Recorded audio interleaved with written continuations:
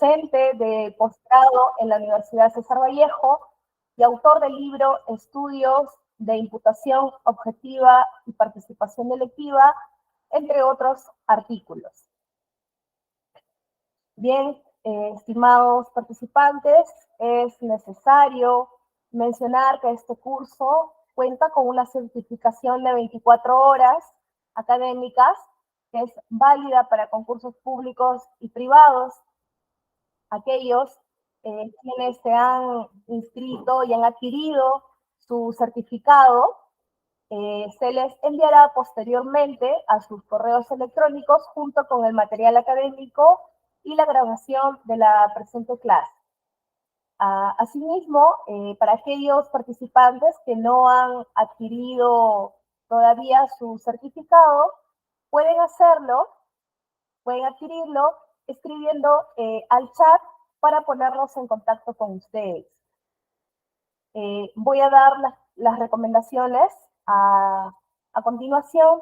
Se les pide a los participantes que tengan los micrófonos apagados y sus cámaras también apagadas con el fin de evitar interferencia durante la exposición y encenderlo solamente para formular las preguntas o en caso que el ponente lo requiera.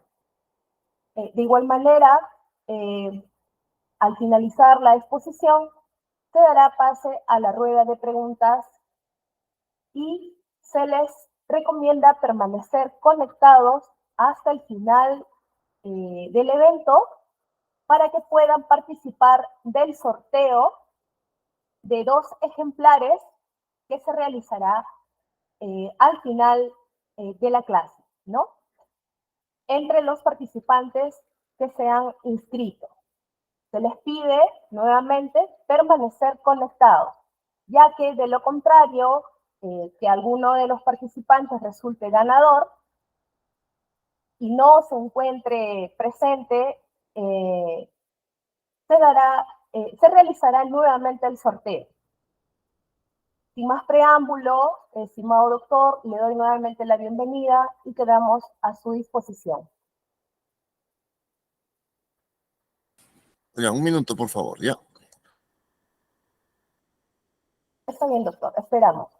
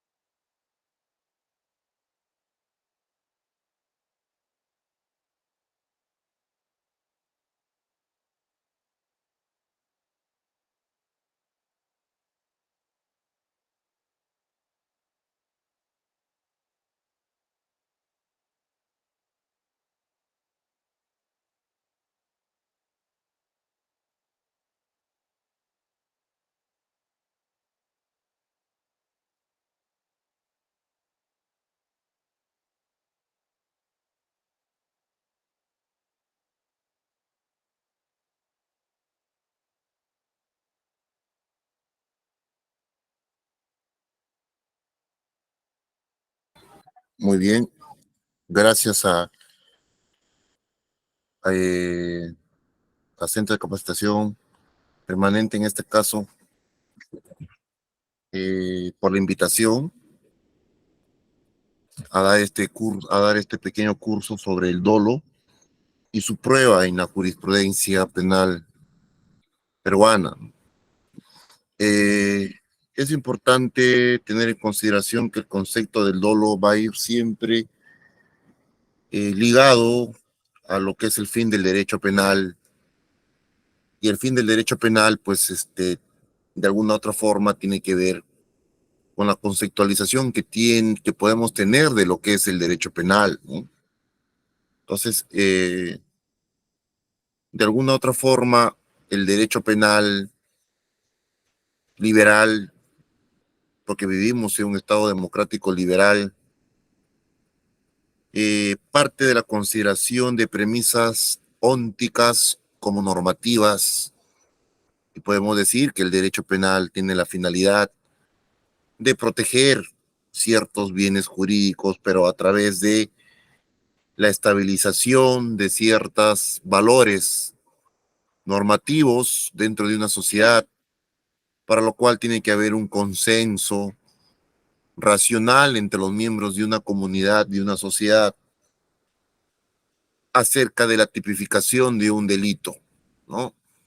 Porque el autor con su hecho comunica que su norma es la que prevalece o su regla es la que prevalece frente a la regla de los demás, ¿no? Entonces, siendo sistemático, podemos señalar que el derecho penal sirve justamente para proteger ciertos intereses constitucionalmente protegidos, ¿no? A través del cual la norma va a estar vigente en el tiempo y el autor justamente comete un ilícito, un injusto penal en la medida en que éste no reconoce al otro en sus ámbitos del ejercicio de libertad. Es decir, el autor vulnera el bien jurídico protegido, el autor con su conducta decide ir contra el bien jurídico protegido y de esta forma, de alguna otra forma, desarmonizar la paz social, la, digamos, sociedad en su conjunto, tratando de imponer el autor del delito sus propias reglas, ¿no? Sus propias reglas. De esta forma, la conducta dolosa es una conducta hostil hacia el derecho, ¿no? A diferencia de la conducta culposa, la conducta dolosa es una conducta hostil al derecho, ¿no? Entonces, siendo esto así, podemos ya decidir qué cosa es el dolo, ¿no? ¿Qué cosa entendemos por dolo? Lo único que están de acuerdo en la doctrina penal nacional y sobre todo contemporánea es que el dolo es más gravoso que la culpa o la imprudencia. El dolo es más reprochable que la culpa o la imprudencia. Pero la pregunta es, ¿pero por qué la conducta dolosa es más reprochable que la imprudente o la culposa? ¿No? Ahí vienen, digamos, cierto disenso o ciertas manifestaciones a favor de uno u otro argumento. Se dice que el dolo, por ejemplo, es de mayor punibilidad que la imprudencia, por cuanto el dolo, el autor decide ir contra el bien jurídico protegido, ¿no? O también se dice que el dolo, de alguna u otra forma, representa una mayor divaliosidad de la conducta, por cuanto el dolo es una conducta hostil al derecho penal, mucho más hostil que la conducta imprudente, ¿no?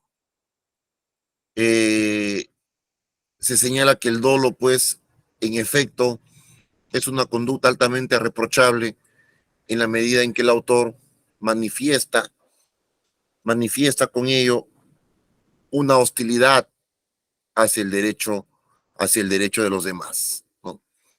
Entonces, ¿cuál sería el fundamento de la mayor punibilidad del dolo? El fundamento de la mayor punibilidad del dolo es que el autor con su conducta, correcto, desorienta, ¿no? Impone sus reglas propias frente a las reglas de los demás, correcto, por cuanto el autor del delito doloso tiene una mejor capacitación de evitación y una mayor facilidad de poder evitar un ilícito penal, ¿no? Es esa mejor posibilidad de evitar, esa mayor facilidad de apartarse de esa conducta o de esa conducta expresada en una regla que se opone al derecho, lo que se le permite punibilizar a mayor sentido delictivo su conducta penal, ¿no? Entonces, en resumen, el mayor fundamento del delito doloso es porque el autor del delito doloso tiene una mejor facilidad o se encuentra una mejor posibilidad de evitar el resultado, a diferencia del delito culposo o imprudente, donde el autor ahí no tiene mayor facilidad de evitar el resultado. Por ejemplo, aquel que envenena a otro, ¿no? Mata a otro a través de un veneno, va, compra a la farmacia o la ferretería o en el mercado el veneno, la pócima, lo pone en la comida de la víctima y lo mata. O aquel que roba a otro con un arma de fuego, o aquel que viola a otra persona llevándolo a un descampado. Esta persona tiene una mayor facilidad o posibilidad de evitar esa conducta porque él es el que selecciona los medios concomitantes. En cambio, el delito imprudente no. En el delito imprudente, el sujeto todavía aún puede confiar en que su conducta dolosa, su conducta imprudente, puede confiar en base a una confianza racional que el delito no se va a producir. Vamos a empezar con algunas diapositivas en cuanto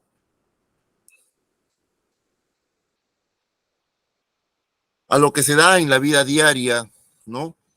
Como por ejemplo el recurso de nulidad 18-2-2017 o ANUCO, que viene a ser de un caso de drogas, A ver, personal de la Lidrandro ingresó a la empresa Transmar, ¿no? Ubicada en Tingo María, luego de obtener información de inteligencia que se enviaría paquetes que contenían droga a Lima. Se encontraron las encomiendas y en una caja de cartón. El remitente era la sentenciada Luz Amparo Tarazona y cuyo destinario era el encausado. Se hallaron 2 kilos de clorhidrato de cocaína en forma de ladrillo. Para determinar, señala la Corte Suprema, la vinculación del procesado con el ilícito, basándose en la prueba indiciaria, es pertinente valorar la posición de la persona, el rol que desempeña en la interacción social y la vinculación con la remitente. Convivió con la procesada hasta el año 2015 a pesar de tener conocimiento de los hechos.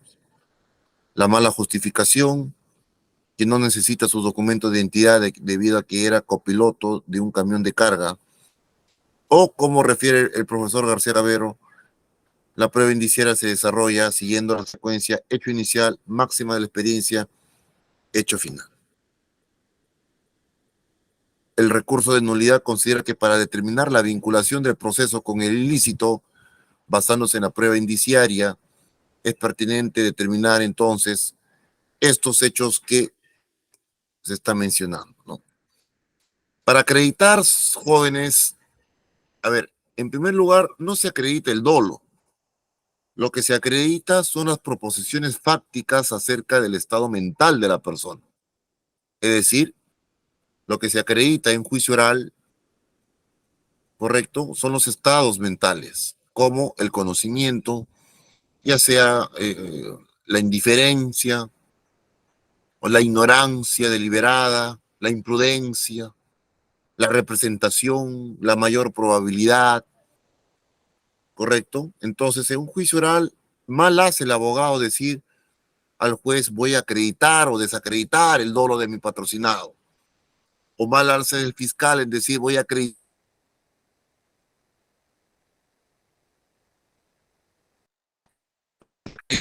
repito, prácticas que contienen un estado mental.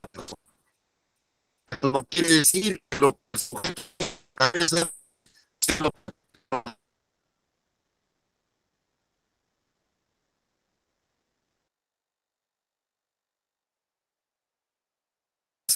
probatorias a partir del razonamiento inferencial que hace el juez, no en base a sus creencias o en base a lo que pensó o quiso pensar el autor al momento de cometer el delito, sino que la prueba, a través de la prueba indiciaria, tiene el suficiente estándar probatorio, correcto, como dice San Martín Castro, el mismo que se va a medir en 2 factores: el grado de aceptabilidad que la prueba confiere a la afirmación de la existencia del hecho secundario y el grado de aceptabilidad de la inferencia que se funda en la premisa constituida por aquella afirmación.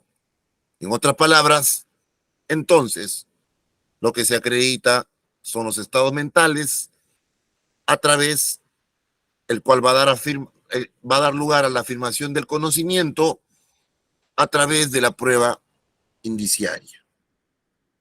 Prueba indiciaria que se basa en un razonamiento inferencial, ¿correcto? En un razonamiento inferencial, el cual va a dar lugar, en todo caso, va a depender mucho va a depender sobre el grado de aceptabilidad que la prueba confiere a la existencia de estos hechos, ¿correcto?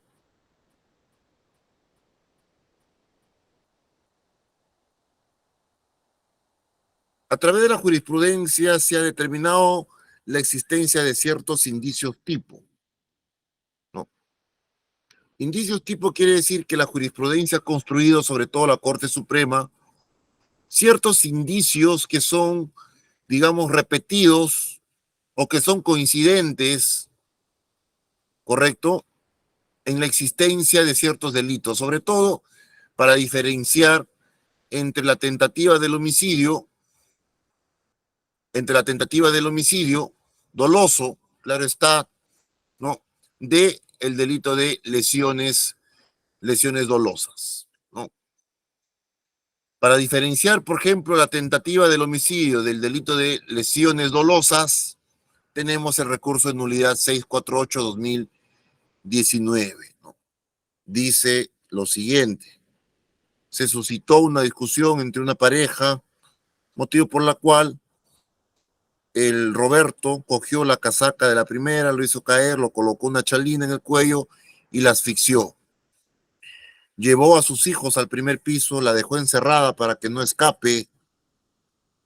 El procesado Roberto Ramírez, después de insultar a la víctima, Gloria, cogió un martillo, la golpeó en la parte posterior de la cabeza. A consecuencia de ella, vean, ¿no?, una conducta netamente dolosa. El sujeto pudo evitar esta conducta fácilmente. ¿Se acuerdan ustedes que yo les decía que el fundamento de la punibilidad, del mayor reproche del dolo, es la posibilidad de evitar con una mayor facilidad el ilícito penal? A consecuencia de ello, dice la agraviada, cayó de rodillas y cuando estaba tendida en el suelo, se colocó sobre ella, le dijo que la odiaba, que era una desgraciada, que se arrepentía de haberla conocido. Le asestó 10 golpes con el martillo. El imputado, al ver que la agraviada no reaccionaba, le aplastó la boca y exclamó: mira lo que te he hecho. Posteriormente fue conducida por su suegro al hospital Cayetano Heredia. ¿Cuáles son esos indicios tipo? Es decir, los indicios que suele acudir la Corte Suprema para acreditar o desacreditar si una conducta es dolosa o una conducta es imprudente, ¿correcto? Entonces dice la Suprema que se ha diseñado ciertos criterios lógicos extraídos de la generalidad de los casos. Esto se llama máxima de la experiencia, ¿no? Tal cual yo lo he afirmado en un libro que acabo de publicar, El dolo y las máximas de la experiencia en la Corte Suprema. ¿Qué son las máximas de la experiencia? Como decía Tarufo, es el patrimonio cultural de una sociedad dada en un determinado lugar y en un determinado tiempo, ¿no? Las máximas de la experiencia se extraen a través de la generalidad de los casos, ¿correcto? Como por ejemplo, las características, dimensiones, idoneidad del arma, el objeto contundente utilizado, el lugar o zona corporal a donde se dirigió el ataque. Hay que distinguir, por ejemplo, las regiones anatómicas que son vitales de las que no lo son, la duración, el número y reiteración de los actos de agresión, la conducta posterior del infractor punible, por ejemplo, para desatenderla del hecho y alejarse del lugar, las relaciones intersubjetivas entre el autor y la víctima, la personalidad del agente delictivo, las incidencias originadas o las actitudes del sujeto activo y pasivo, si existieron insultos, amenazas u otras circunstancias que reflejen el episodio violento entre ellos, ¿no? las características, la idoneidad del arma, el objeto contundente utilizado, demandan pues una apreciación objetiva sobre la entidad peligrosa, ¿no? Entonces, pero esto va a depender del caso en concreto. No nos dejemos llevar también por los indicios estándares probáticos, porque si no ya sería un razonamiento mecánico que daría lugar a resultados peligrosos, ¿no? Entonces, para ello se necesita siempre razonar de acuerdo al caso en concreto, como lo hace la Corte Suprema, ¿no? Fíjense la apelación 2-2008 que también resolvió la Corte Suprema, Huancavelica. Este es un caso también que yo he considerado importante, muchos casos que he considerado importante. Estos casos lo pueden apreciar eh, en el libro que acabo de publicar sobre el dolo y las máximas de la experiencia en la Corte Suprema, ¿no? El imputado era un juez a quien se le imputaba, se le había sentenciado por el delito el delito de prevaricato, ¿no? Este juez se desempeñó como juez del juzgado penal liquidador y tenía conocimiento de un proceso penal seguido contra Rigoberto Gallegos Escobar por el delito de falsedad pública, ¿no? Uso de documento público falso en agravio del gobierno regional de Huancavelica.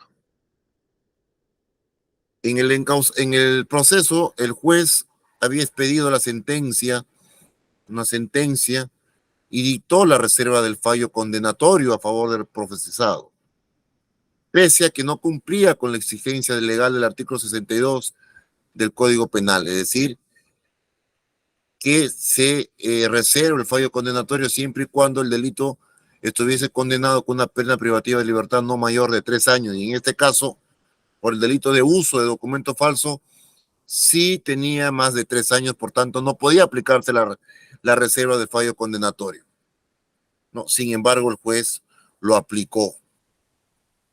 Dice la Corte Suprema que el dolo lo acreditan su experiencia laboral en la administración de justicia y en el área de las secretarías generales de las municipalidades distritales. Sabía que la reserva del fallo evitaba la declaración de vacancia del cargo de alcalde distrital de Huancavelica, elegido en las elecciones municipales y regionales del año 2014. El procesado, instaurado, la resolución en la cual el imputado dictó la reserva de fallo condenatorio contravino lo establecido expresamente en el artículo 62 del Código Penal.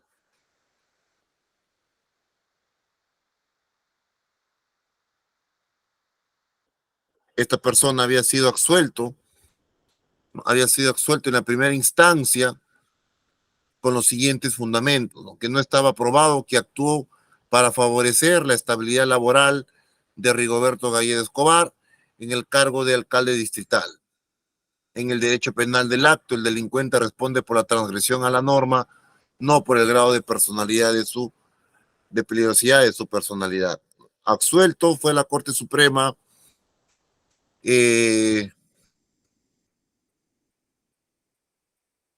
a través del cual pues fueron a la Corte Suprema en base a que el órgano inferior había absuelto. Uno de los argumentos, correcto, de la Corte, en este caso superior, es que en efecto no debe los documentos para que acreditan su experiencia en la emisión de resoluciones con reserva de fallo condenatoria no acreditan el dolo en su accionar. Señalaron, no debe acotarse que ante el mismo delito impuso 2 penas distintas. Bueno, ya es un tema de... Dice, todo esto se reduce solamente a un tema de interpretación de la norma, correcto, basada en una opinión académica del juez supremo Aldo Figueroa Navarro, quien indicó que el artículo 62 está referido a la pena concreta y no a la combinada. Entonces señala que no toda mala interpretación de la ley se tipifica como prevaricato. Sin embargo, ante esto, la Corte Suprema señaló lo siguiente: la experiencia del magistrado acusado en la labor jurisdiccional especialmente en materia penal, y en la aplicación del Instituto Jurídico de la Reserva del Fallo Condenatorio, primero como secretario, luego como juez, en el segundo juzgado especializado en lo penal, se acreditó con la información proporcionada por la Oficina de Administración y Registro Distrital de Condenas, que permite inferir su conocimiento de las reglas de interpretación de las normas, principios y fuentes del derecho.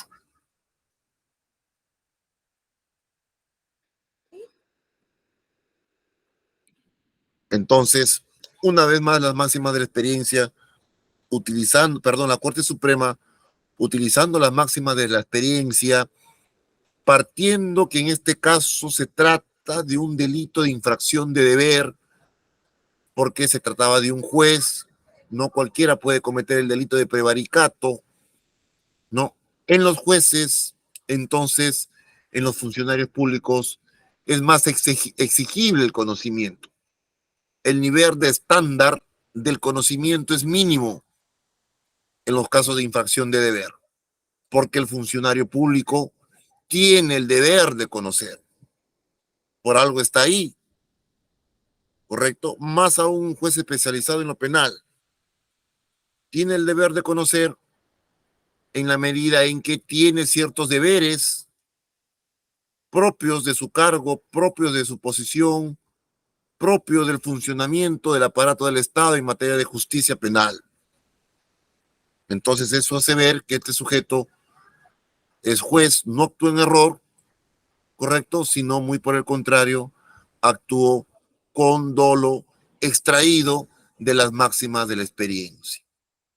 Entonces la Suprema aquí ha señalado pues que en efecto, en este caso, al tratarse de un delito de infracción de deber, se compatibiliza pues el conocimiento a través de una inferencia racional, ¿correcto? Para inferir que el sujeto actuó con dolo. Muy bien.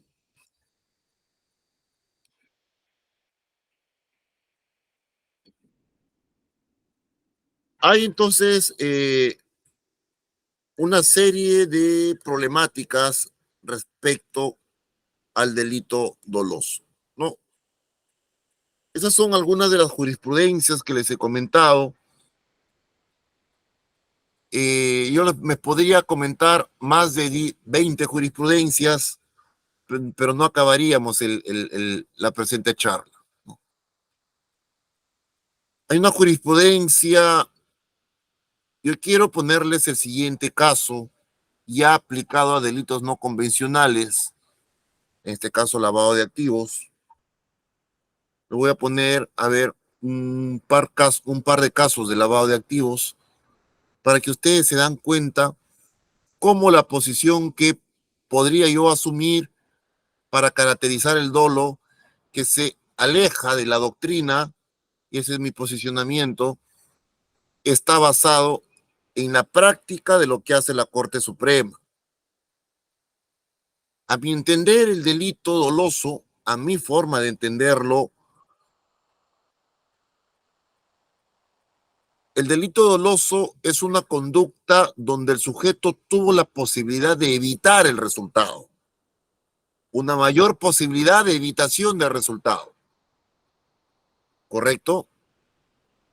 Donde era para él fácilmente posible apartarse de la realización de ese ilícito penal. A partir de ahí, a través de una inferencia razonable o una valoración racional de los hechos, podemos decir que una conducta dolosa desde el punto de vista epistemológico es inevitable o es inexcusable decir que no pudo conocer. Por tanto, un sujeto actúa con dolo cuando su conducta es irrazonable. Conducta dolosa es igual a conducta irrazonable. Una conducta que se apartó de las reglas propias, ¿correcto? De la epistemología, de las reglas propias de la lógica, de las reglas propias de la máxima de la experiencia, en donde no puede dar una justificación o su conducta representa una manifestación objetivamente extravagante, ¿no? Es decir, la conducta dolosa manifiesta una falta de justificación epistemológica, una conducta extravagante. Por tanto, el dolo no es tanto una conducta con voluntad y conocimiento, sino más bien es una conducta irracional. Es una conducta irracional. Y esto está concatenado al concepto del proceso penal que nosotros tenemos. Eso está concatenado.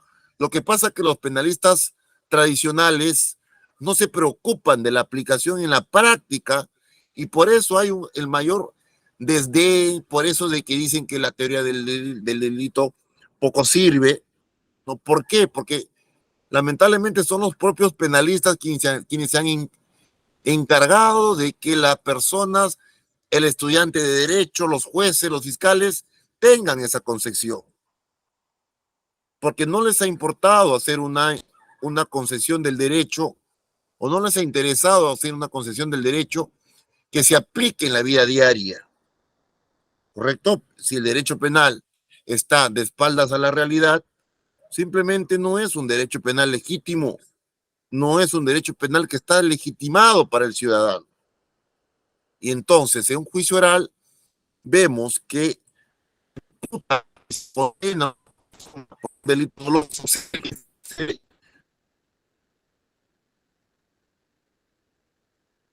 una mejor justificación o una mayor justificación que su propio dicho, que resulta totalmente injustificado desde el punto de vista epistemológico. ¿Correcto? Tiene una empresa de taxis, lavado de activos, una pequeña empresa de taxis, 5 taxis que no le reportan mayor bien, mayor ganancia. Entonces, B tiene un amigo que es B, que es contador. B conoce a C, son muy amigos de C, que tiene una organización criminal dedicado a la minería informal y legal del oro, ¿no?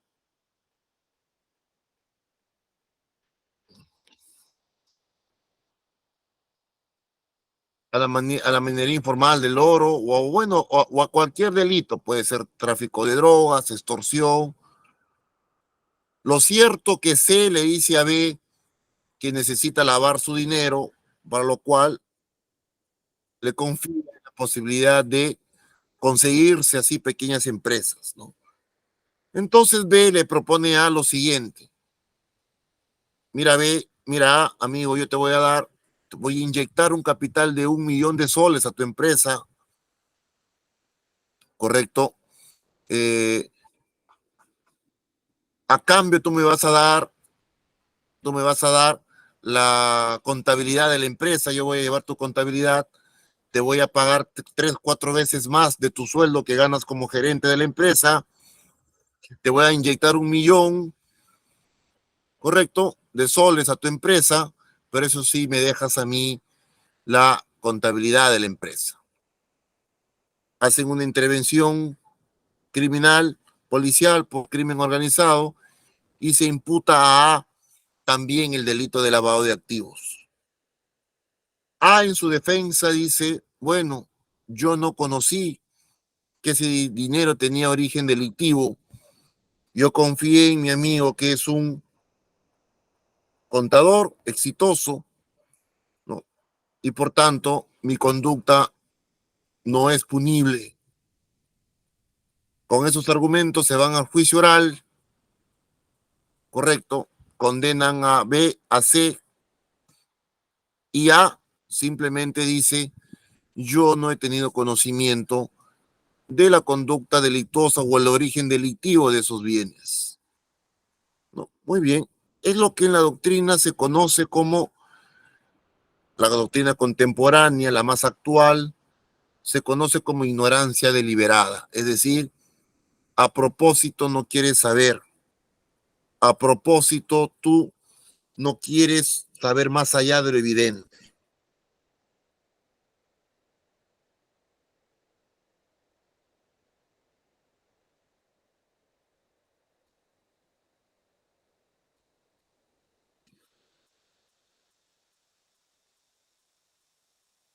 La conducta de la ignorancia deliberada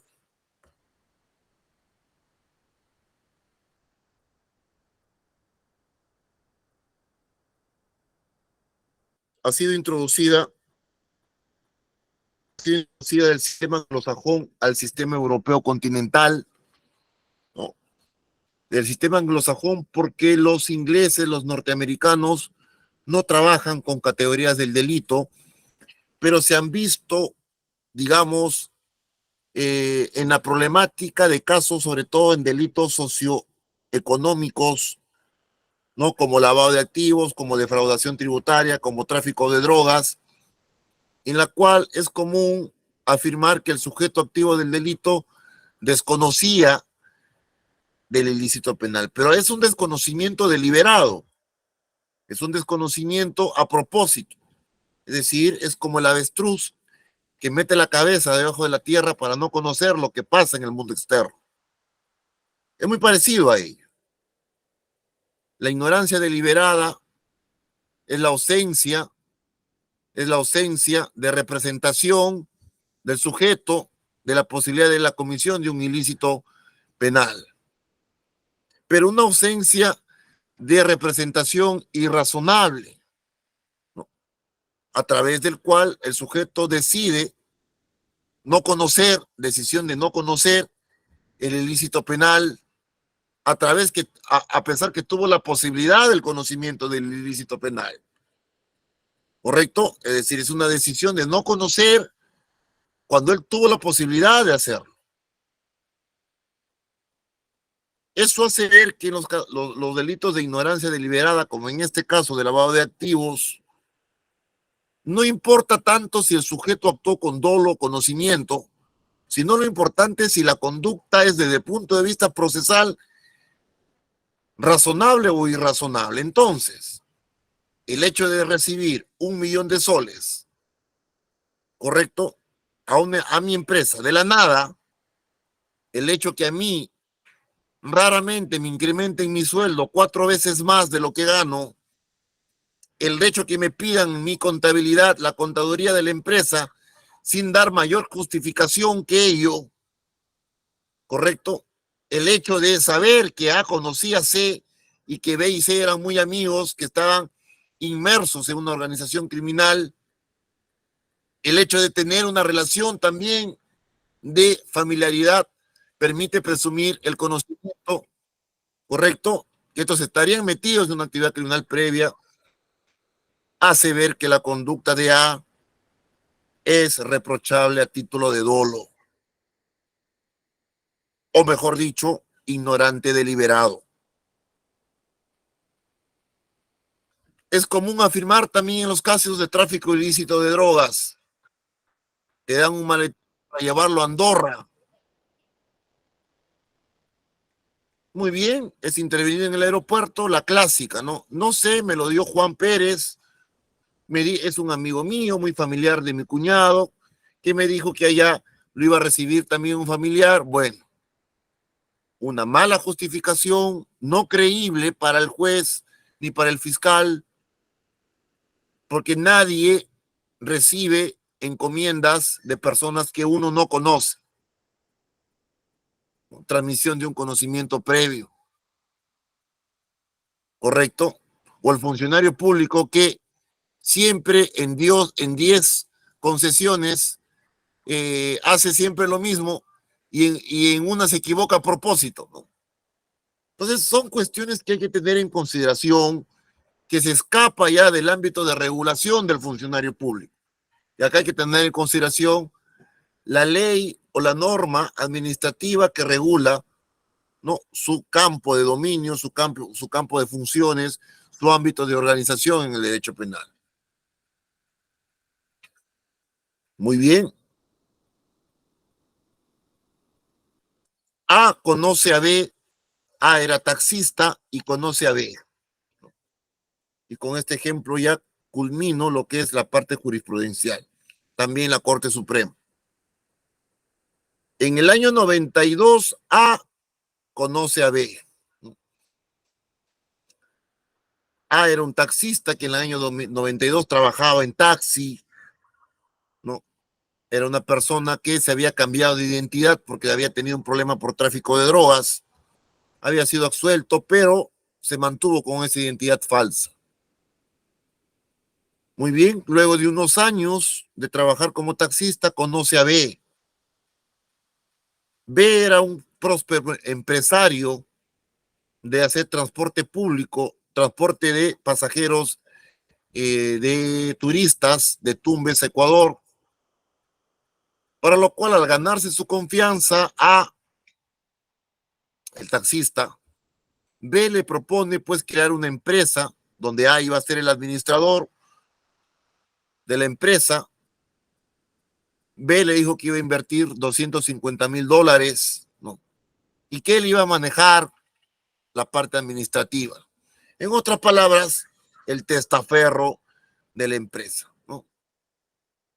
En ese lapsus de tiempo que se desarrolla la empresa, B tiene problemas por drogas, luego la aperturan por lavado de activos, le piden prisión, esta persona se da la fuga y se da el brae.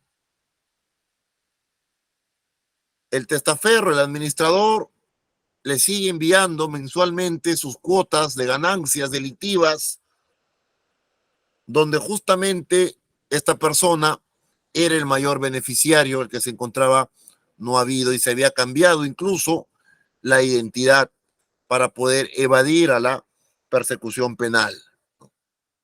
Cuando se hace el allanamiento del domicilio se encuentran vouchers que le hace A a B por cantidades significativas de dinero. Entonces A señala que no tuvo conocimiento, ¿no? Otro ignorante deliberado, es decir, a propósito no quiso saber, no tuvo conocimiento de que ese dinero provenía del tráfico de drogas, ¿no? De una actividad criminal previa. Claro, entonces la Corte Suprema señaló que es inexcusable en este caso que el sujeto no pudo conocer. Es decir, epistemológicamente hablando, era imposible que el sujeto no conocía. Por lo siguiente, los dos tenían identidades falsas. Nadie crea una empresa de la nada, peor si era un taxista. Los orígenes o el bien ilícito, en este caso previo, el tráfico de drogas, vinculaba al dueño de la empresa. Todos los dueños de la empresa de transporte de servicio público señalaban que el verdadero propietario es el que se encontraba fugado y que solamente A era una persona encargada de realizar los trámites de los actos de mero trámite. Todos esos indicios la Suprema esclarece, pues, y concluye a través de juicios de valoración racional de la prueba que el sujeto tenía conocimiento que se trataba de un delito de lavado de activos. Entonces, para concluir, señalamos pues que el lavado de activos, el delito doloso, es una conducta imputable donde el sujeto, el autor del delito, ¿no?, actuó desde el punto de vista epistemológico con, digamos, una confianza irrazonable de su conducta, es decir, actuó irrazonablemente. Y esa irrazonabilidad se basa en malas justificaciones, se basa en cuestiones desde el punto de vista de la filosofía analítica del lenguaje, en el compromiso lingüístico que adquirió el autor del delito. La conducta dolosa, el sujeto adquiere un compromiso lingüístico. Su lenguaje que utiliza y acepta las consecuencias de la misma, ¿no? Entonces, a través de su mejor capacidad de evitación que tuvo, tanto el receptor del mensaje como el que ofiere el mensaje a través de los canales de lenguajes comunicativos, ¿correcto? El autor del delito hace suya el ilícito penal a través de este compromiso lingüístico. Entonces, a diferencia de la conducta culposa o imprudente, en donde su conducta es aún razonable. Es aún razonable decir, por ejemplo, que el médico que hizo una alta especialización en Estados Unidos sobre un área específica en la medicina, que pudo salvarle la vida a un paciente, y él tuvo el coraje de hacer dicha operación, sin embargo, falló en la operación por la Constitución especial. No podemos decir que el sujeto actuó ahí de manera dolosa, porque su confianza era razonable en base a su cultura, en base a su especialización y en base a la medicina que le otorgaba el grado de doctor en esa carrera. Entonces, jóvenes, la confianza tiene que ser razonable para que no se te impute a título de dolo, sobre todo en estos delitos no convencionales o propios del derecho penal económico, como el lavado de activos, defraudación tributaria. Recuerden a ustedes que a la figura del Real, bueno, antes PSG, primero Barcelona, y habla del Inter de Miami, Lionel Messi, se le condenó por defraudación tributaria. En sus argumentos, él había señalado que él estaba desligado de las actividades de su padre, que él se dedicaba exclusivamente al área futbolística, ¿no? Y que todo lo que tenía que ver con impuestos, tributar al fisco, al Estado, le correspondía a su padre y no a él, ¿no? Por tanto, dice, desconocía que su representante legal, es decir, su padre, realizaba evasiones de impuestos al Estado español, ¿no? Bien, sin embargo, la máxima instancia del Tribunal Español señaló que no, que él no puede afirmar eso, toda vez de que esta persona al menos no podría estar desligado de las actividades de su padre, puesto que al final de cuentas el más beneficiado de las actividades de su padre era él, ¿no? Lionel Messi, el astro del fútbol mundial, ¿no? El astro del fútbol mundial, señaló la sentencia del Tribunal Europeo Español, señaló pues que él no podía alegar que no conocía, en base, repito, a que él era el máximo beneficiario desde el punto de vista económicamente hablando. Por tanto, aquí se aplicó la teoría de la ignorancia deliberada. En nuestro país no se ha aplicado con esos términos, pero sí hemos visto jurisprudencia de la aplicación de la ignorancia deliberada. Quizás esto se va a ir consolidando con el tiempo. Acá en Perú quizás es una doctrina que estoy seguro que va a dar más que hablar en los nuevos casos de corrupción a granela que se viene dando en nuestro país, como el caso de Odebrecht, los procesos penales que se los siguen a ex presidentes, ¿no? En la cual pues es evidente que la defensa va por el contenido de que los sujetos en estos casos altos mandos de nuestro Estado tenían desconocimiento de la actitud ilícita.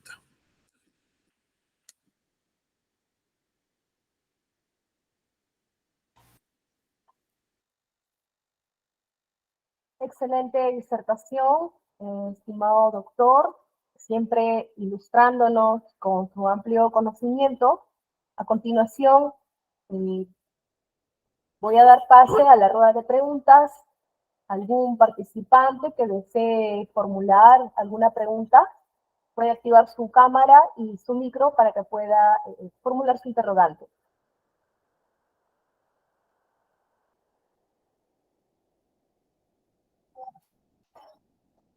A ver, el participante Erling Aníbal Corso levantó la mano. Dile su pregunta. Sí, buenas noches. ¿Se escucha? Sí, sí se escucha. Don Luis, buenas noches. Mientras me escuchaba, tengo una, tengo una pregunta en torno a lo que usted ha expuesto y es que mencionó también acerca del dolo, ¿no? Y bueno, y las teorías que pueden surgir aparte del mismo. Entonces yo cuestiono, no sé si usted tal vez, este, con mayor profundidad, hay una sentencia que se expidió en Ica, si no me equivoco, y es la sentencia del calzón rojo, si no me equivoco, en donde se aplicó las máximas de experiencia para absolver a un imputado acusado de violación. Entonces surgen dos cuestionamientos, ¿no? ¿El dolo se imputa o se atribuye o se prueba?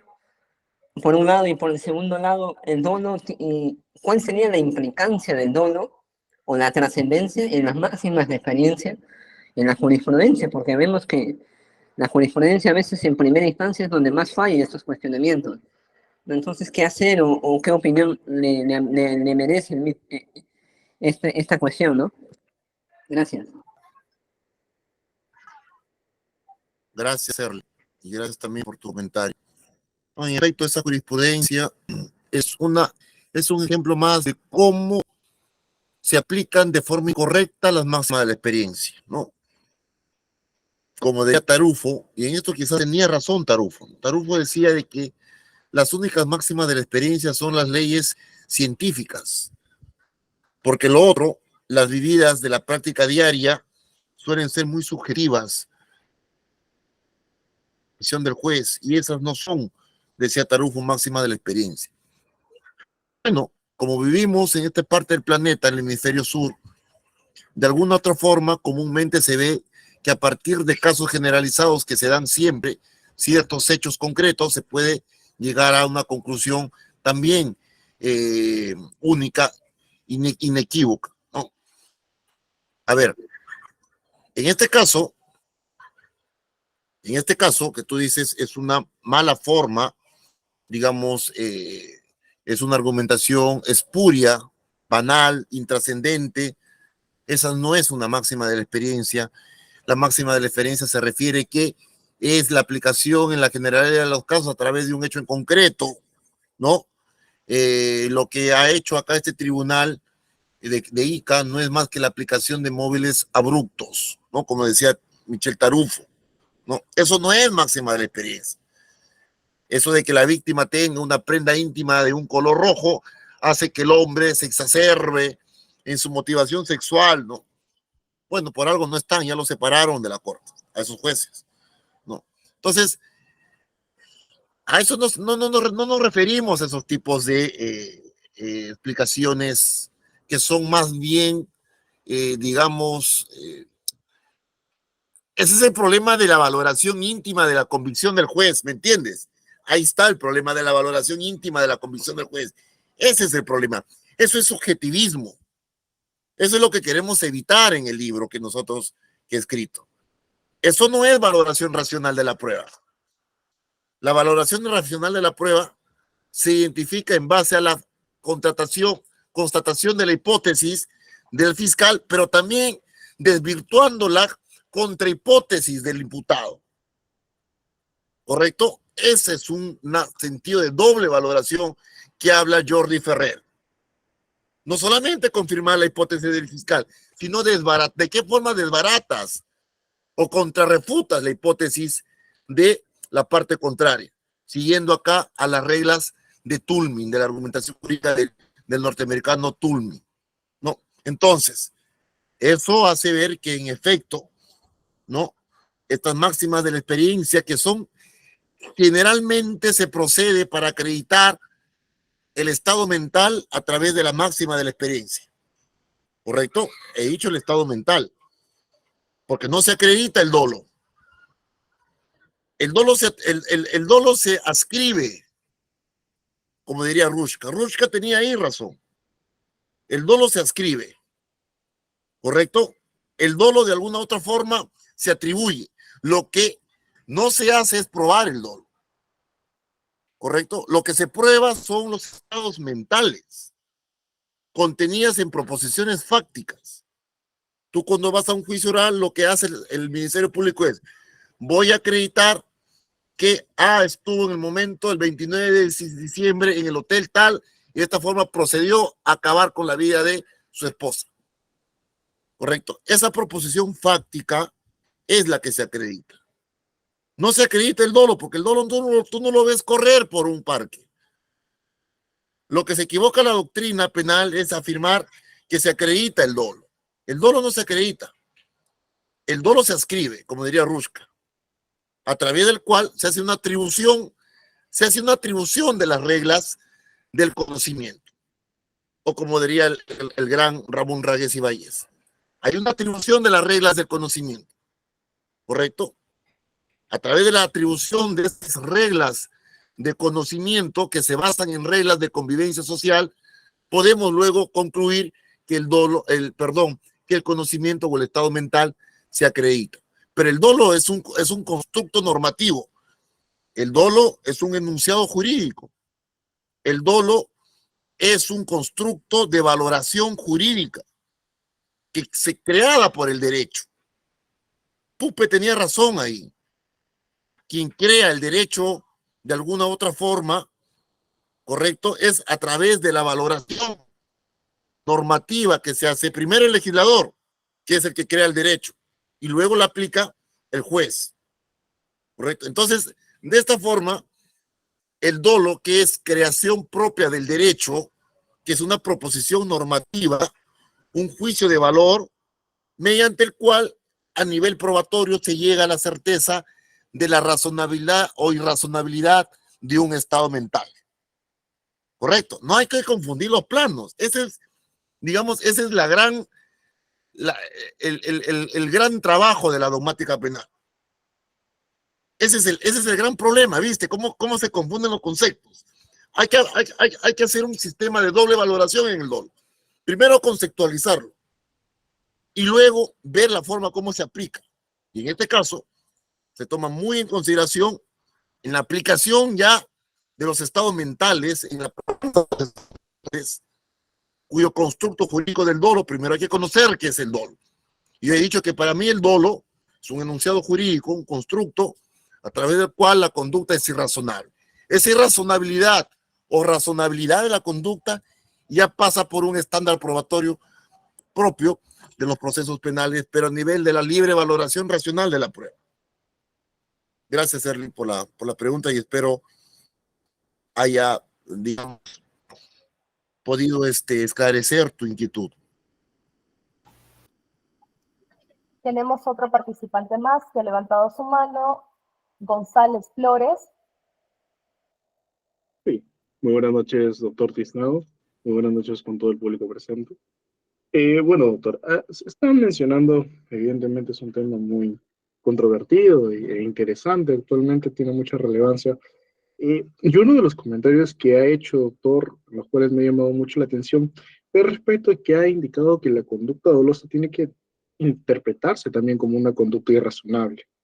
Es decir, que esta conducta se aleja de criterios epistemológicos, ¿no? Entonces mi pregunta va en lo siguiente, doctor, ¿usted qué es lo que opina respecto a esta tendencia, creo que es de corte española, sobre hablan de que el dolo ya no tiene que entenderse como conocimiento y voluntad, sino únicamente como conocimiento? ¿Y cómo afectaría esta posición con la suya? ¿O la complementa, la comparte? ¿O cuál es su parecer? Eso es un lado respecto a lo que estaba mencionando del dolo. Y hay algo muy importante, creo, compañero ha mencionado sobre las máximas de experiencia, ¿no? Y es lo siguiente, doctor. Se habla mucho de las máximas de experiencia, pero que estas evidentemente son tratadas a través de los juzgados, a través de los jueces, más específicamente. Pero ¿cómo usted, doctor, cree que debería tomarse estas máximas de experiencia, teniendo en consideración que el Perú vive realidades muy distintas? Los criterios que tienen los jueces de la libertad de Trujillo, supongamos, son distintos a los jueces que tienen en Piura, o son distintos los criterios que tienen los jueces en Puno. Es decir, las máximas de experiencia, si bien es cierto, están brindadas, son tomadas en razón a criterios sociales, ¿no? Producto del mismo contexto en el que se desarrollan los casos, pero mi pregunta es lo siguiente, doctor, ¿cómo afectan esta pluralidad de contextos que suceden en nuestro país, ¿no? E incluso en los mismos casos. Eh, ¿Usted cree que estas máximas de experiencia siempre tendrán un sentido objetivo? ¿O siempre también tendremos que señalar que va a existir un criterio subjetivo? Porque no podemos decirle a un juez, no podemos decirle a un juzgado que interprete fuera de lo que, de su condición de ser humano, ¿no? Esas son más o menos las apreciaciones que le traslado, estimado doctor Cisneros. Gracias, Gonzalo. Sí, claro. Respecto de la primera pregunta, a ver, antes de la finalización del siglo XX, hasta más o menos 1994, 93, 95, era doctrina prácticamente mayoritaria, unánime en decir que el dolo es conocimiento y voluntad, ¿no? Bien, esto era así, así se enseñaba en las universidades, esto era así, ¿no? Sin embargo, cuando pasa un caso, pasó determinante en España y que determinó esto, el cambio de posición en la jurisprudencia penal mundial y que también tuvo efecto en el Perú. Y es a través de un caso llamado el aceite de colza, ¿no? Es decir, era un aceite que se utilizaba para de uso para fabricar, de uso, digamos, para la fabricación de vehículos, no era para consumo humano. Sin embargo, los empresarios lo empezaron a usar para consumo humano, siendo que su uso era exclusivamente industrial. Mató a muchas personas, como 400 personas, correcto. Y acá el Tribunal Europeo Español los condenó por delito de homicidio por dolo eventual. Y llegaron a la conclusión que el dolo pues no era voluntad, sino simplemente era conocimiento de la alta probabilidad del riesgo ilícito. Algo parecido pasó con Utopía, acá en Perú. A partir del caso Utopía, se empezó a decir que el dolo era solamente conocimiento en la doctrina penal mayoritaria en el Perú. Muy bien, pero esto ha venido cambiando en los últimos, si se quiere, 20 años en la dogmática penal peruana. O decir, a partir más o menos del año 2005 para adelante, con los casos de llamada ceguera ante los hechos e ignorancia deliberada, se ha ido cambiando esta forma de pensar, ¿no? Entonces yo te pregunto y les pregunto a todos y siempre, y les pregunto en el libro, siempre que hay conocimiento, ¿hay dolo? Esa es la gran pregunta a resolver. Siempre que hay conocimiento, ¿correcto? ¿Hay dolo? Entonces, si la pregunta es sí, no hay nada que discutir. Siempre que hay conocimiento, hay dolo, ¿no? Pero si la respuesta es no, ahí viene el problema. Entonces, ¿habrá forma de dolo sin conocimiento? Si eso es así, entonces todo lo que nos ha enseñado la universidad es una gran estafa, ¿verdad? ¿Y por qué lo digo? Porque estos delitos no convencionales como tráfico de drogas, defraudación tributaria o lavado de activos como hemos visto,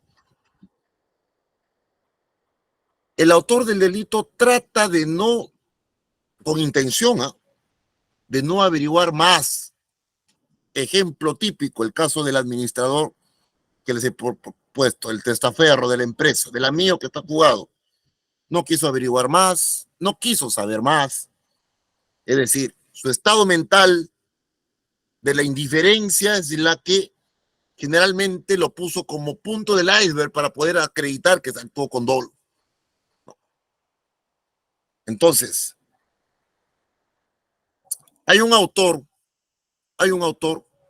muy que se aparta totalmente de esta doctrina del dolo como conocimiento. Para él ni siquiera el dolo es conocimiento. No es ni voluntad ni conocimiento, dice Pérez Barberá. El dolo es un reproche objetivo a la conducta quien tuvo la posibilidad de evitar fácilmente su conducta, del cual yo parto y le doy en parte la razón, pero no llego a afirmar o no llego a ese extremo del decir que el dolo no es ni dolo, no es ni voluntad ni conocimiento. Simplemente parto a partir de premisas ónticas que se dan en los juicios orales y que he visto en la Corte Suprema, que mayormente el dolo, que es una construcción del derecho, que es una proposición jurídica, ¿correcto? No se acredita, sino lo que se acredita son los estados mentales, indiferencia, imprudencia, desconfianza, confianza, probabilidad rayana en la certeza, proposición, eso, ¿no? Llego a la conclusión que en efecto una conducta dolosa es cuando tiene una mala justificación ante el juez. O me dejas decir que no es así. Es decir, cuando desde el punto de vista de la epistemología propia de la filosofía del lenguaje, correcto, porque finalmente a ti te sentencian por el lenguaje, de acuerdo al lenguaje que tú utilizas en un juicio oral. No voy a entrar acá a la filosofía analítica del lenguaje porque yo no soy profesor de filosofía del lenguaje, pero es convincente la afirmación de Pérez Barberá en el sentido de que el dolo es una conducta irrazonable de este profesor cordobés, que a decir de Ramón Ragués Ibáñez es una tesis doctoral que ha dado vuelta al mundo en el ámbito del derecho penal del tema del dolo, ¿no? Sin embargo, que Pérez Barberá va mucho más allá. Ya él afirma que el dolo ni siquiera es conocimiento y de voluntad. Yo no creo que el dolo sigue siendo, digamos, el conocimiento es un indicio nada más, para la consecución de determinar si la conducta es dolosa o no. Lo determinante es afirmar que el dolo es una regla de constructo jurídico a partir del cual, a través de un razonamiento inferencial, trato de acreditar si el dolo es o no una conducta razonable o irrazonable a partir de la manifestación extremadamente caótica o no de su conducta. ¿Correcto? Y aquí voy a la siguiente, a la respuesta a tu siguiente pregunta. Pero por favor, dame un minuto que voy a prender el cable estoy acá en la playa y no, voy a prender el cable de la computadora. Dame un minuto, por favor.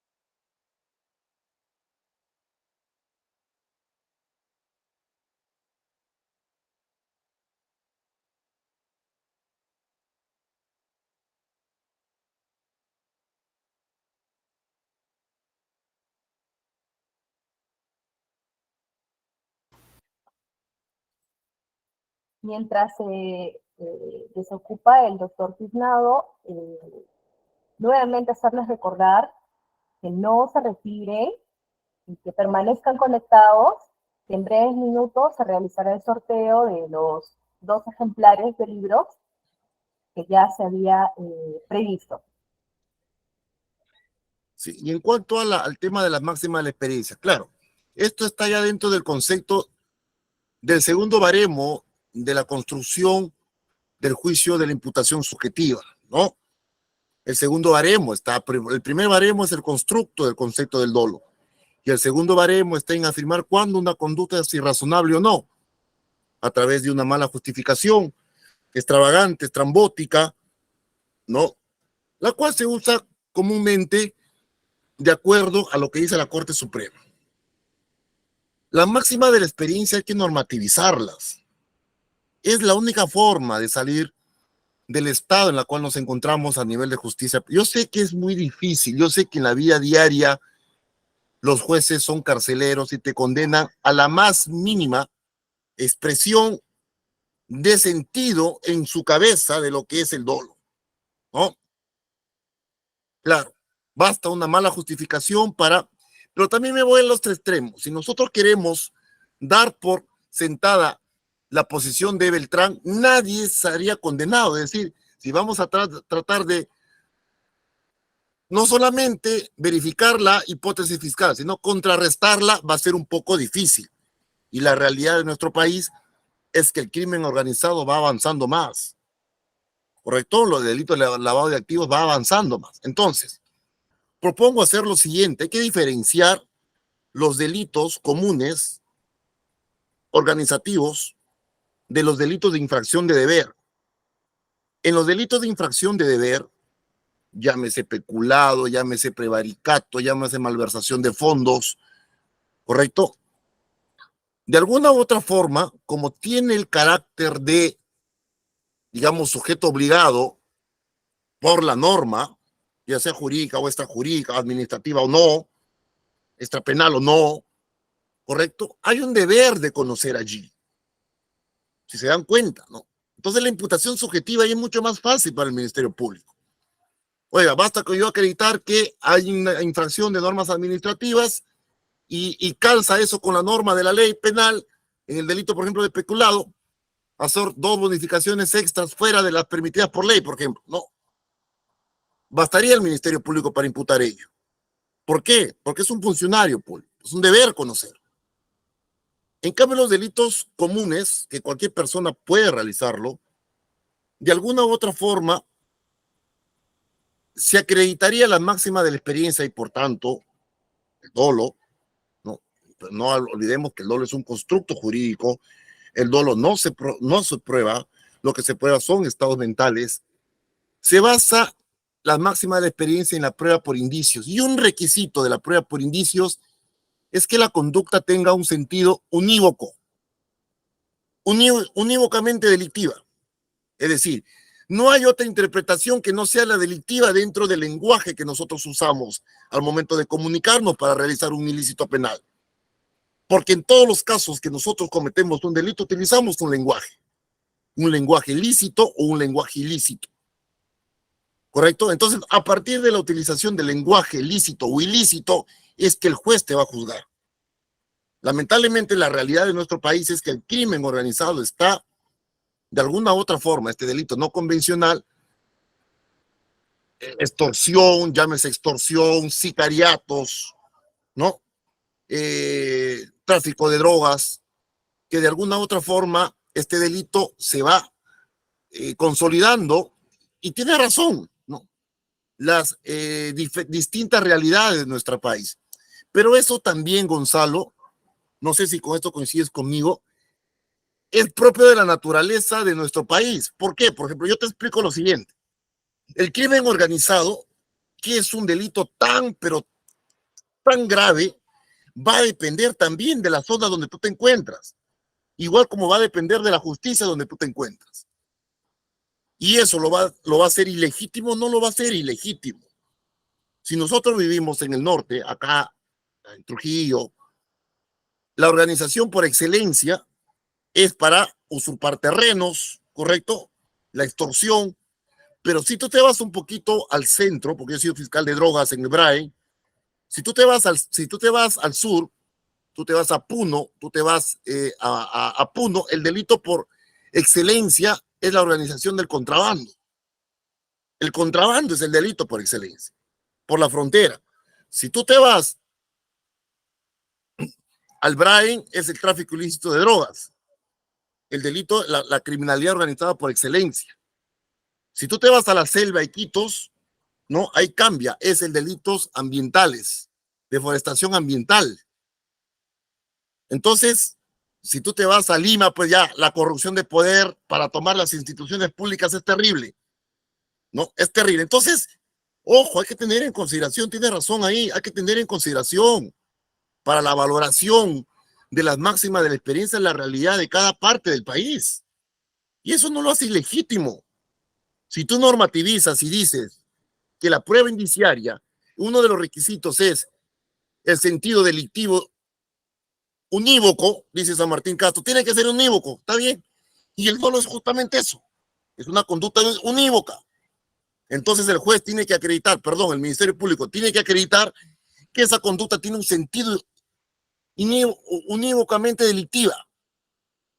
Y contra ello el abogado tiene que acreditar que hay otra hipótesis plausiblemente razonable de explicación a la imputación hecha por el Ministerio Público. El juez, en base a la libre valoración de la prueba, libre valoración racional, no íntima convicción. Eso es lo que a veces no se entiende. La libre valoración racional, desbaratando la tesis del abogado y sustentando con mayor prestancia la tesis del Ministerio Público. La utilización de la máxima de la experiencia de acuerdo a las regiones del país es evidente que puede ser así, pero no deja de ser generalizado para un caso en concreto, si es que normativizamos la máxima de la experiencia. La idea de Tarujo, tampoco estoy muy de acuerdo con Tarujo que solamente en las leyes científicas existe la máxima de la experiencia. ¿Correcto? No, también se puede dar la máxima de la experiencia en la vida diaria, pero hay que saberlo valorar de forma razonable. Con estos criterios que les estoy mencionando, mayor peligrosidad, mayor eminencia del bien jurídico, mayor proximidad al inicio de la lesión al bien jurídico, ¿correcto? Mayor extravagancia en cuanto a la explicación lógica de una conducta delictiva, la utilización de un lenguaje ilícito o no, o un lenguaje lícito, ¿correcto? El rol social que ocupa el imputado dentro de una sociedad, los estándares del riesgo permitido o no, la ley que regula tu actividad profesional o no, son indicios a tener en consideración. Y eso va a ser en Tacna, en Puno, en Cusco, ¿correcto? En Trujillo, en Lima. Obviamente que del ser no se deriva ningún deber ser. El deber ser es lo que yo estoy manifestando. Eso es lo que debe darse. Pero como diría Kant, del ser no se deriva ningún deber ser. No me puedes tú atacar el deber ser a partir del ser, porque el ser ya es la instalación de las instituciones públicas, que sean adecuadas o no, escapan a las construcciones del deber ser. Gracias, Gonzalo. Muchas gracias, doctor, por la respuesta. Muchísimas gracias. Bien, para ir finalizando ya con la rueda de preguntas, damos pase a la señorita Patricia Tiglia, que levantó la mano. Gracias. Buenas noches, doctor. Buenas noches con todos. Doctor, en el tema de la fabricación de pornografía infantil de adolescentes de 14 y menores de 18 años, ¿se puede hablar de dolo? ¿Se puede hablar de máximas de la experiencia? Son constructos generales de la parte general de la teoría del delito, aplicables a todos los casos. Si se hace por internet, por redes, con redes ocultas o no, eso es indiferente. Eso ya se tendrá que acreditar en el proceso penal, ¿no? Gortrimen, delitos sexuales, con, digamos, la utilización de redes, eso no hay problema. Yo puedo estar al otro lado en Japón en una pantalla y puedo cometer un delito acá, ¿correcto? O al revés. Eso no hay problema. El problema es, o digamos, lo que se debe entender es que las conductas para ser punibles a nivel general tienen que ser típicas, dolosas, antijurídicas y culpables, y eso es explicable desde el delito A hasta el delito Z sin excepción. Ojo, está proscrita la responsabilidad penal objetiva, es decir, el juez tiene que sancionar cuando el sujeto actúa con dolo o con culpa. La proscripción de la responsabilidad penal objetiva, independientemente de cómo se consuma el delito, si se consuma físicamente, a través de una autoría inmediata, a través de una coautoría, a través de una autoría individual, a través de una autoría mediata en aparatos de poder. No interesa si el sujeto se encuentra en Chayapalca o no, no interesa si se encuentra en Japón, desde ahí dando órdenes para una organización dedicada a evadir tributos acá. Eso no interesa. Estamos en eras de globalización y los riesgos son permitidos, solamente los riesgos, ¿correcto? Siempre y cuando sean permitidos no es imputable. Cuando los riesgos ya son desaprobados viene el problema de imputación penal, ¿correcto? Entonces vivimos en una generación de riesgos, es una sociedad de riesgo donde vive. Entonces el derecho penal tiene que dar explicación a las nuevas formas clásicas de comisión de ilícitos penales. Decía Hegel que cada penalista es hijo de su tiempo, y tenía razón, cada penalista es hijo de su tiempo. No estamos hablando de las épocas de Beccaria, de la Ilustración, donde había el viejo y bien y buen derecho penal bueno, el liberal, el iluminista, no. No.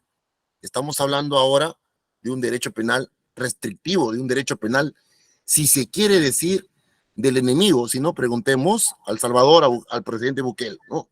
Que les ha dado resultados estupendos. Yo nunca estaría a favor del crimen organizado, jamás, porque eso hace daño a mi país. Y si hay que utilizar el penal del enemigo para combatir eso, es excelente. Y ha dicho el Tribunal Constitucional que el derecho penal del enemigo es legítimo, siempre y cuando se utilice respetando los principios de idoneidad, necesidad y proporcionalidad. ¿Correcto? Pero no hay ninguna dificultad en que estos delitos, que la probanza del dolo sea en todos los delitos, incluso estos delitos que son, digamos, materia de exhibición en redes, ¿no? Espero haya atendido a tu pregunta. Gracias. Gracias. Estoy terminando. Bueno, gracias con todos, chicos, y ha sido un placer. Hasta una nueva oportunidad y vamos a seguir contactando cualquier cosa. Hasta luego. Así es, estimado doctor.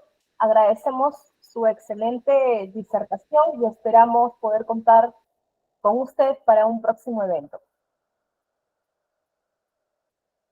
Asimismo, participantes, agradecemos también a ustedes su participación. Los invitamos a seguirnos en redes sociales. Nos encuentran en Facebook como Centro de Formación Continua, CIR, donde estaremos publicando constantemente publicaciones de acceso gratuito.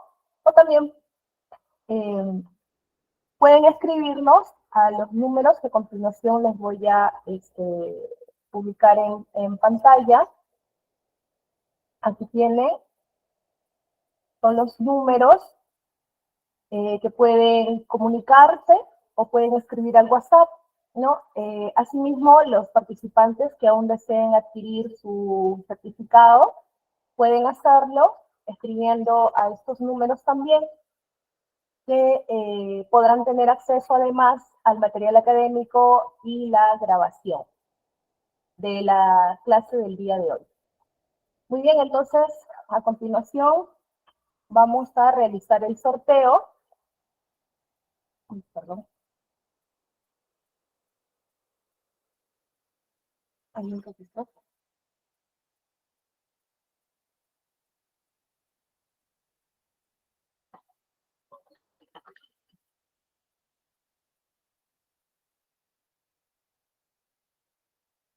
Un ratito.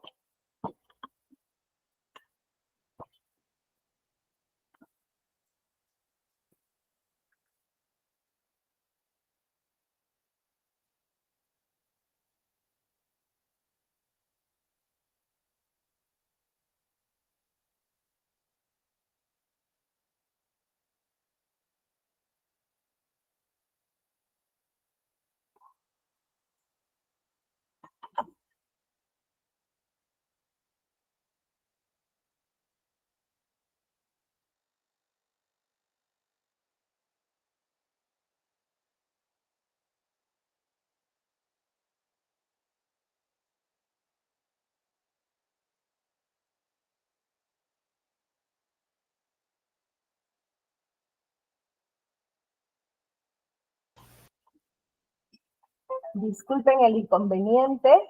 Nuevamente, como les decía, pueden escribirnos a los números que se encuentran en pantalla. Además, también pueden encontrarnos en la página de Facebook como Centro de Formación Continua, CIR. Muy bien. Entonces vamos a empezar con el sorteo.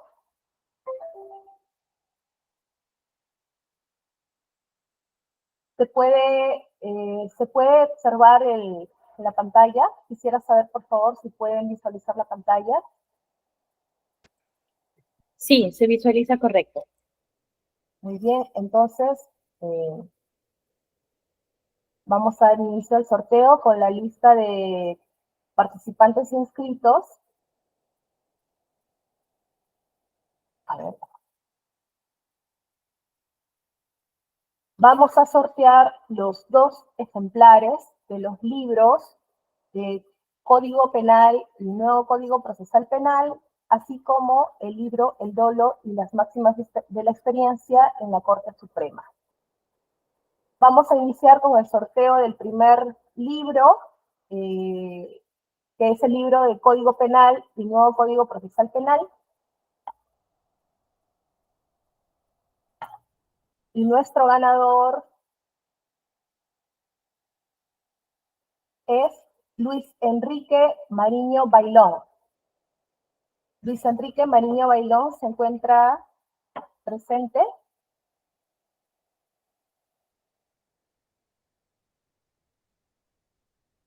Luis Enrique Mariño Bailón se encuentra conectado. Luis Enrique Mariño Bailón. Bueno, como ya se había indicado, uno de los requisitos es que se encuentren presentes. Entonces vamos nuevamente a sortear. A ver, nuevamente.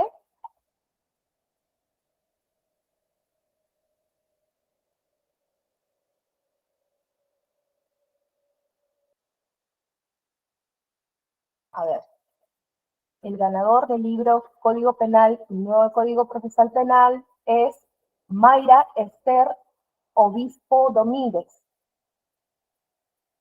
Mayra Esther Obispo Domínguez se encuentra presente. Mayra Esther Obispo Domínguez está conectada. Mayra Esther Obispo Domínguez tampoco se encuentra presente. A ver, nuevamente vamos a revisar el sorteo. Se le escribió que continuaran conectados. A ver, esperemos que esta vez sí el ganador se encuentre conectado.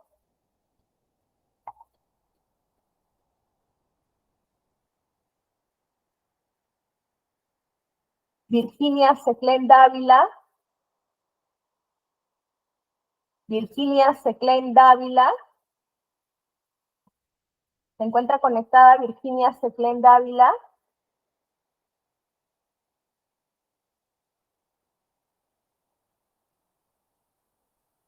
Virginia Seclen Dávila.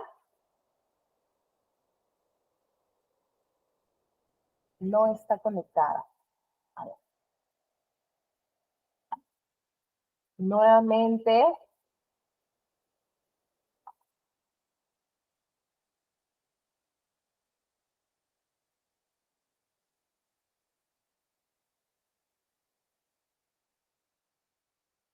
Romer Espinosa Marca, ¿se encuentra conectado? Sí, buenas noches. Buenas noches. Entonces tenemos a nuestro flamante ganador del libro Código Penal y Nuevo Código Procesal Penal. Por favor, escriba su número al chat para poder contactarnos con usted al interno. Vamos a realizar el sorteo del segundo libro. Gracias. Gracias a usted. Vamos a realizar el sorteo del segundo libro, El dolo y las máximas de la experiencia en la Corte Suprema. A ver, pero vamos a retirar ya nuestro primer ganador.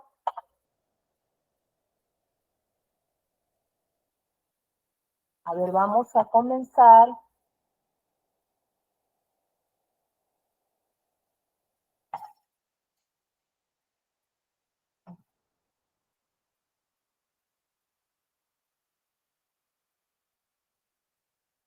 Luis Enrique Mariño Bailón, ¿se encuentra presente? Luis Enrique Mariño Bailón. Luis Enrique Mariño Bailón. Luis Enrique Mariño Bailón. No estuvo, A ver, vamos. había un retiro de la lista. No estuvo, ¿verdad? Luis Enrique Mariño Bailón. Vamos a ver.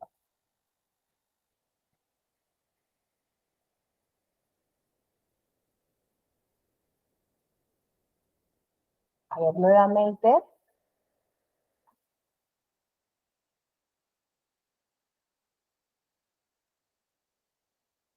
Justiniano Johnny Sosa León. Justiniano Johnny Sosa León. Presente, doctora. Aquí estoy. Muy bien. Tenemos entonces nuestro ganador del libro El dolo y las máximas de la experiencia. Doctor, escriba su número también por interno, por favor, para ponernos en contacto con usted y coordinar la entrega del libro. Ok, voy a escribirlo.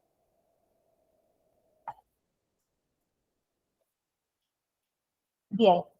Agradecemos su participación a todos los que se han conectado a este evento y esperamos también que en los próximos eventos, en los próximos cursos que se desarrollen, podamos contar con ustedes. Muchas gracias, se da por finalizado el curso. Buenas noches.